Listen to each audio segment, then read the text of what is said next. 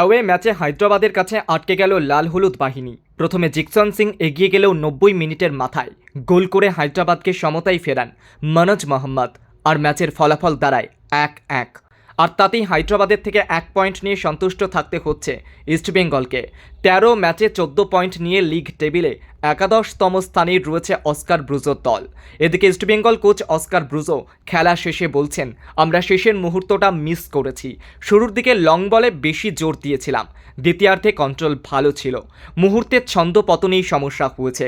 এটা ঠিক যে অস্কারের হাত ধরে বদল এসেছে ইস্টবেঙ্গলে।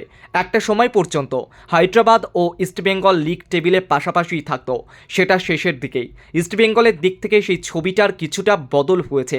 দুর্বল হায়দ্রাবাদ পড়ে রয়েছে তলানিতেই। স্বাভাবিকভাবেই মনে করা হয়েছিল ইস্টবেঙ্গল তাদের সহজেই হারাবে। দ্বিতীয়ার্ধে ইস্টবেঙ্গলের হয়ে গোলের মুখ খুলে দিয়েছিলেন জিকসন সিং, আর তাতে ক্লেটনের ভূমিকা ছিল সবথেকে বেশি।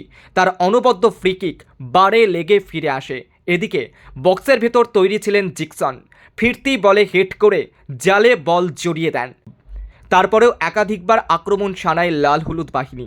বরং ম্যাচ যখন 90 মিনিট ছুঁই তখনই জয়ের রাস্তা বন্ধ হয়ে যায় তাদের জন্য। ডিফেন্সের ফাঁকফোকর ধরে হায়দ্রাবাদকে সমতায় ফেরান ইস্টবেঙ্গলের প্রাক্তনী মনোজ মোহাম্মদ। অস্কারের হাত ধরে বদল এসেছে ঠিকই, কিন্তু গোল খাওয়ার প্রবণতা রয়ে গিয়েছে কুয়াদ্রতের আমলেই। তবে বছরটা শেষ করতে হচ্ছে একরাশ দুশ্চিন্তা নিয়ে। এই ম্যাচ জিতলে লিগ টেবিলে 9 নম্বরে উঠে আসতে পারত ইস্টবেঙ্গল। সেই সুযোগ তো হারালোই, সেই সঙ্গে আচমকা ছন্নছাড়া হয়ে যাবার রোগও সারাতে হবে অস্কারকে। এমনটাই মত ইস্টবেঙ্গল সমর্থকদের।